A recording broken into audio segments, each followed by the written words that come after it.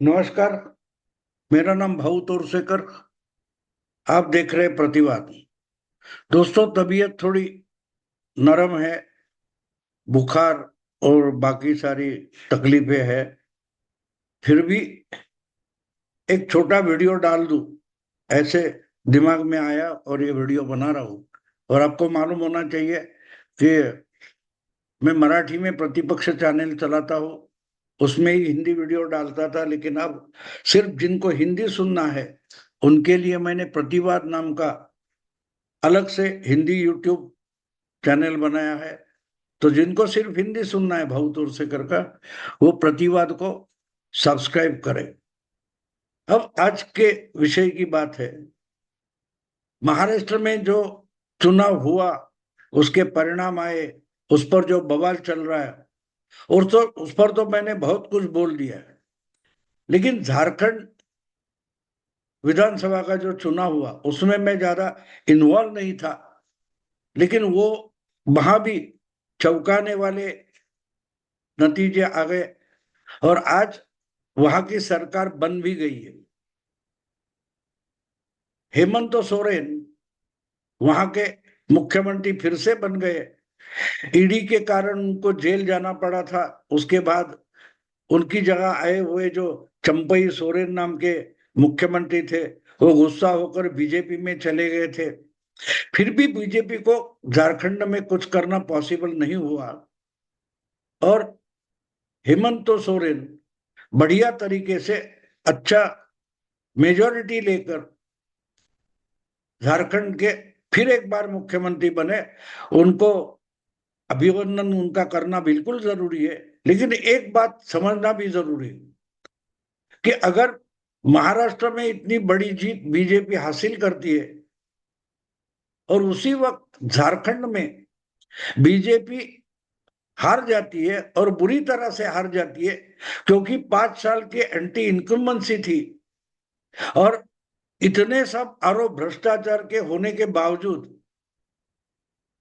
और हिंदुत्व का एक फोर्स चल रहा था, ऐसे वक्त अगर झारखंड में बीजेपी हार जाती है, तो उसका कारण भी मैं मानता हूं कि समझना जरूरी है, बीजेपी को समझना जरूरी है। इसके दो तीन कारण हो सकते हैं। मेरे ख्याल से सबसे बड़ा अगर कारण कोई है तो यह है कि बीजेपी ने पहले से जो झारखंड में अपनी लीडरशिप खड़ी की थी, पिछले 30-35 साल में वहां की जो लीडरशिप थी, उसके साथ बीजेपी के सेंट्रल लीडरशिप ने खिलवाड़ की है। जब सेंट्रल लीडरशिप में बोलता हूं तो मैं आज की बात नहीं कर रहा हूं, क्योंकि मोदी और शाह ये तो पिछले 10-11 साल से दिल्ली के हाईकमांड, बीजेपी के राष्ट्रीय हाईकमांड बने हुए। उससे पहले 20 साल से जो कुछ झारखंड में हो रहा है, उसकी जिम्मेदारी आज के बीजेपी के नेता जो है राष्ट्रीय, उन पर नहीं डाल सकते। अर्जुन मुंडा, बाबूलाल मरांडी, ऐसे जो नेता थे, वो जमीन से जुड़े हुए थे। उन्होंने बढ़िया तरीके से एक राजनीति की थी, लेकिन उसमें अगर हस्तक्षेप करते करते केंद्र नेतृत्व ने कुछ गड़बड़ की है, तो उसका नुकसान आज बीजेपी को उठाना पड़ रहा है।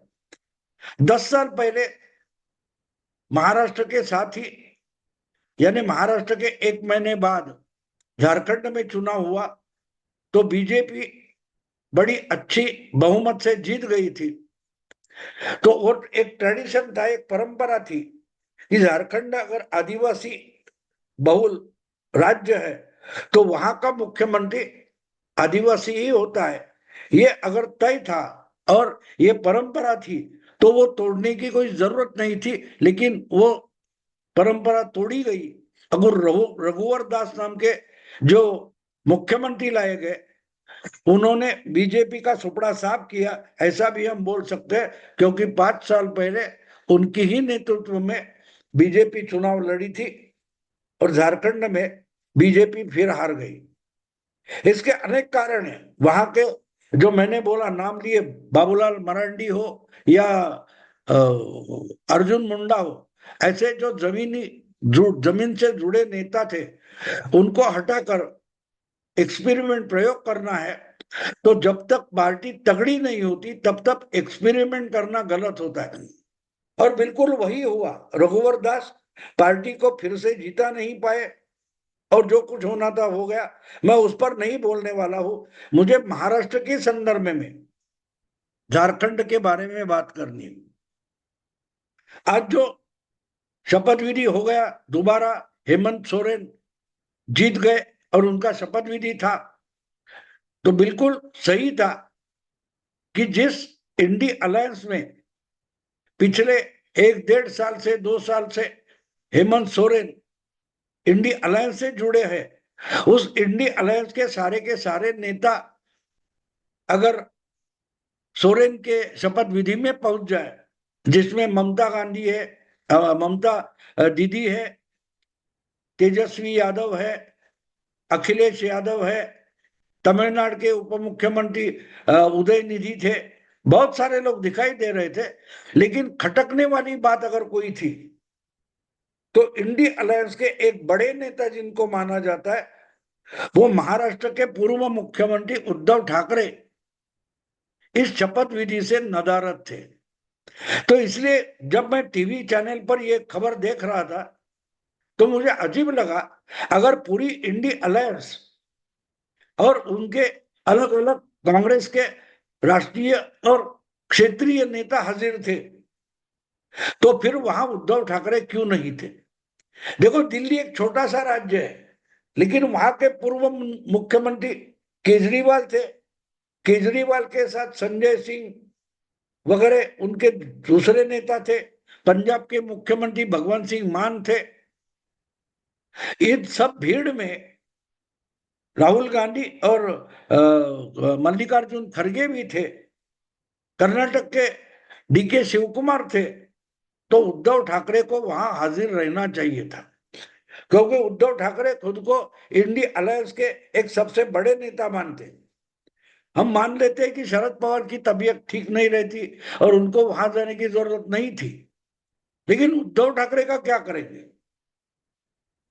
ये सोचना इसलिए जरूरी हो गया कि मानो ये इंडी अलायंस के लिए एक बड़ी उपलब्धि है, ऐसा मानकर इंडी अलायंस के नेता चल रहे, तो कम से कम उद्धव ठाकरे उसको उपलब्धि नहीं मानते, ऐसा ही निचोड़ हम निकाल सकते हैं। और इसलिए शायद उद्धव ठाकरे रांची, शायद जो जहां शपथ विधि हुआ वहां हाजिर नहीं थे, या शायद उनको बुलाया ही नहीं गया। ये नई बात नहीं है।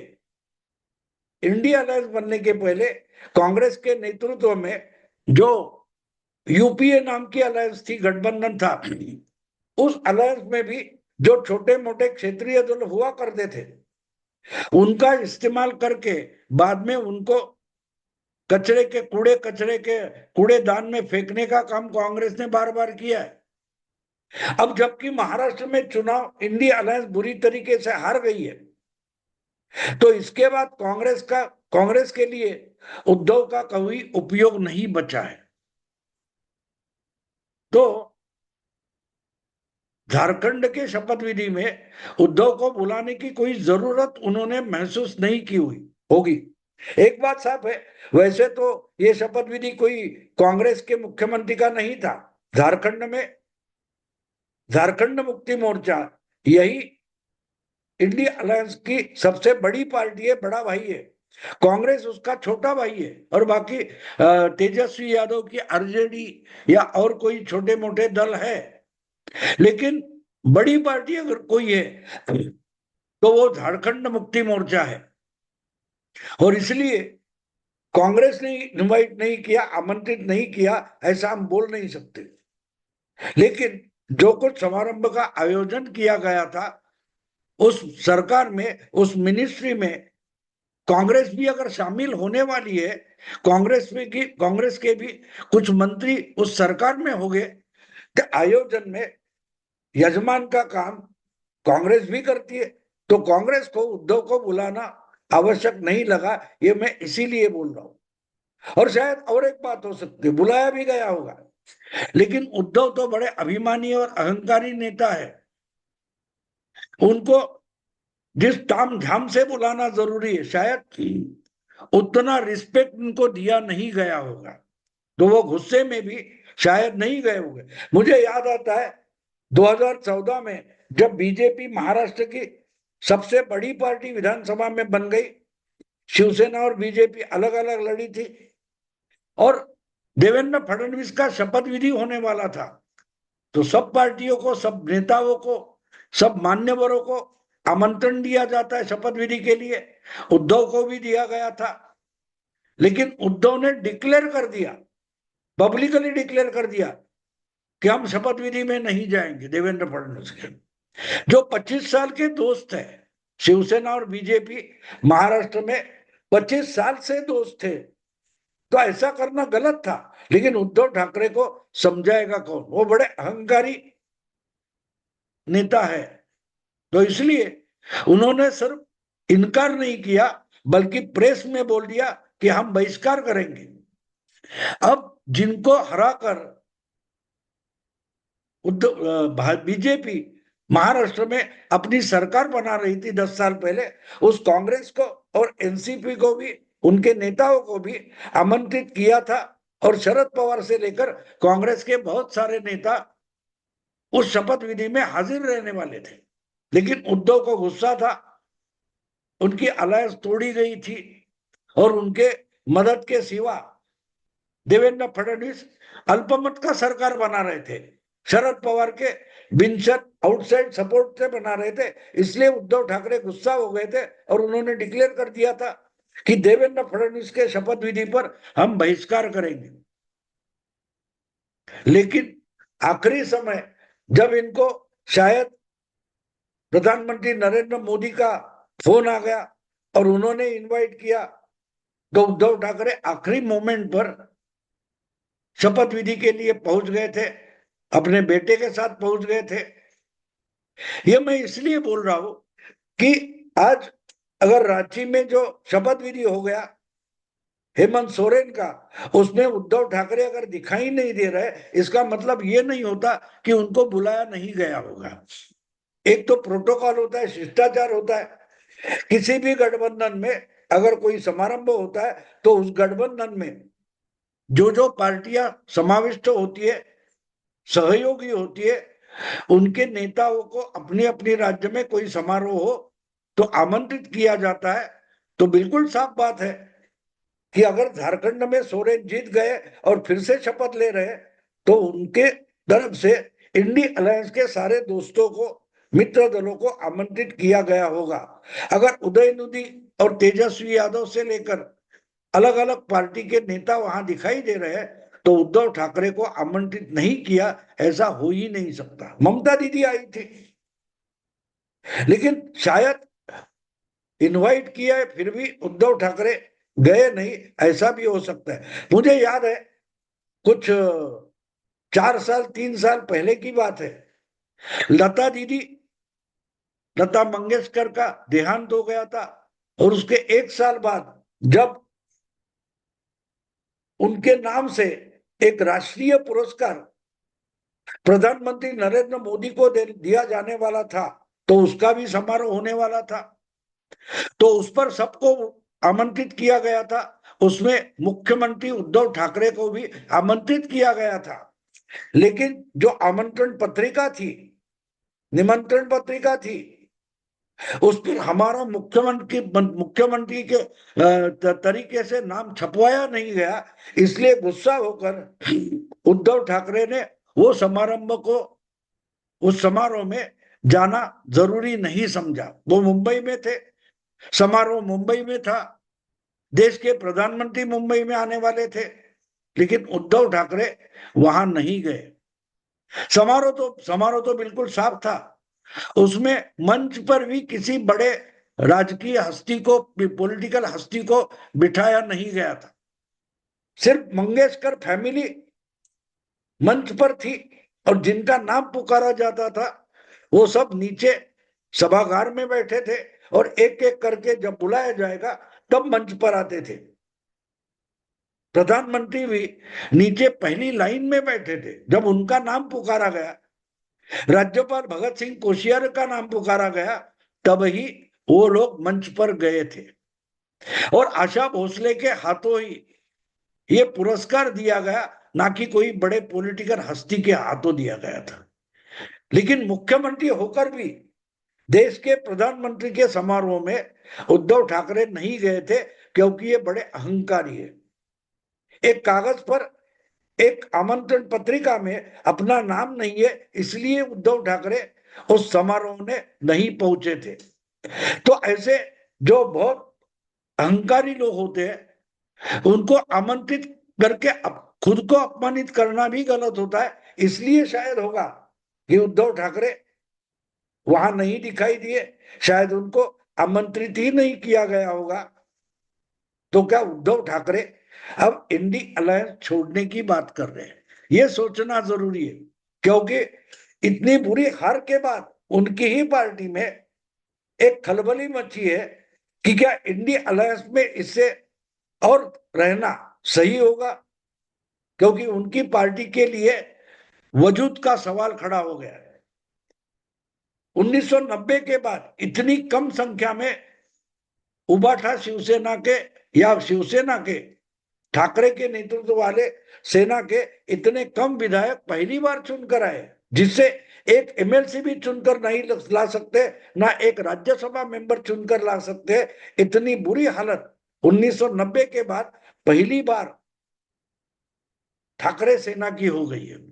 और इसीलिए उनकी पार्टी में बहुत सारे लोग विचलित हो गए। बहुत सारे नेता जो नए चुनकर आए एमएलए, वो सब विचलित है, डिस्टर्ब है कि भाई बहुत जल्दी हमको या तो अपनी ताकत पर, अपनी शक्ति पर चुनाव लड़ना चाहिए, या तो इंडी अलायंस छोड़नी चाहिए। बीजेपी के पास वापस जाए न जाए, लेकिन इंडी अलायंस में रहकर हम अपनी पार्टी का वजूद खत्म कर देंगे, ऐसा डर उनकी ही पार्टी के बहुत सारे लोगों को सता रहा है। तो क्या करे? एक मीटिंग में नए या पुराने या हारे हुए उम्मीदवार को इकट्ठा करके उद्धव ठाकरे ने एक मीटिंग की, और उसमें लोगों की रिएक्शन थी, उनके ही लोगों के रिएक्शन थी कि बहुत जल्दी हमको इंडी अलायंस और कांग्रेस और एनसीपी का साथ छोड़ना जरूरी है। अगर नहीं छोड़ा तो आहिस्ते आहिस्ते हमारी पार्टी उबाठा शिवसेना महाराष्ट्र में खत्म हो जाएगी। शायद ये विधानसभा चुनाव उसकी शुरुआत है। तो शायद वो, मैं मानता हूं कि उद्धव ठाकरे के दिमाग में भी ये आइडिया आई होगी कि करे तो करे क्या, कांग्रेस के साथ रहकर खत्म हो जाए या अलग होकर अपनी ताकत पर चुनाव लड़े। क्योंकि एक बात है कि अब बीजेपी में वापस जाने के उनके रास्ते बंद हो चुके, दरवाजे बंद हो चुके। इन्होंने इतना गाली गलौज किया है, पर्सनल लेवल पर किया है। अमित शाह हो, नरेंद्र मोदी हो या देवेंद्र फडणवीस हो, इनको पर्सनल लेवल पर, व्यक्तिगत लेवल पर इतनी गालियां दी है कि उसे मन तो टूट जाता है। राजकीय व्यवहार तो होता है, लेकिन एक बात और भी है कि हर इंसान को कितना भी छोटा हो, कुछ ना कुछ तो थोड़ा अभिमान होता है। जो इंसान 25 साल साथ रहने के बाद इतनी गंदी गंदी गालियां और शब्द देश के प्रधानमंत्री, गृह मंत्री और महाराष्ट्र के पूर्व मुख्यमंत्री के लिए ऐसे गंदे शब्द का इस्तेमाल करता है, क्या उसको साथ लेना चाहिए? ये बीजेपी वाले नेता और कार्यकर्ता भी सोचते होंगे, इसलिए बीजेपी में जाने के रास्ते हमने खुद ही बंद कर लिए हैं, वो दरवाजा हमने ही बंद कर लिया है। ये उद्धव ठाकरे जानते हैं, और इसलिए वापस जाने का तो रास्ता बंद हो गया, और जहां है वहां तो अपना वजूद ही धोखे में है। तो कम से कम दूरी बनाने की कोशिश, कांग्रेस, एनसीपी और इंडी अलायंस से दूरी बनाने की कोशिश करना, ये शायद नई शुरुआत होगी। मुझे लगता है कि उद्धव ठाकरे आहिस्ते आहिस्ते अपनी जो इंडी अलायंस की राजनीति है वो छोड़कर मैं अलग हो रहा हूं, ये दिखाने की कोशिश करते होंगे। और इसीलिए जो झारखंड मुक्ति मोर्चा के हेमंत सोरेन उनके शपथ विधि में वो हाजिर नहीं होंगे। ऐसा मुझे लगता है। आगे क्या होता है देखेंगे, क्योंकि उनको डर लग रहा है उद्धव ठाकरे को। अगर ये नहीं किया तो आहिस्ता आहिस्ता उनके साथ बचे हुए नेता कार्यकर्ता और विधायक भी उनका साथ छोड़कर एकनाथ शिंदे के पार्टी में निकल जाएंगे। दोस्तों अभी यही रुकता हूं। अगर यह वीडियो आपको पसंद आए तो लाइक कीजिए, शेयर कीजिए और प्रतिवाद को सब्सक्राइब कीजिए। नमस्कार।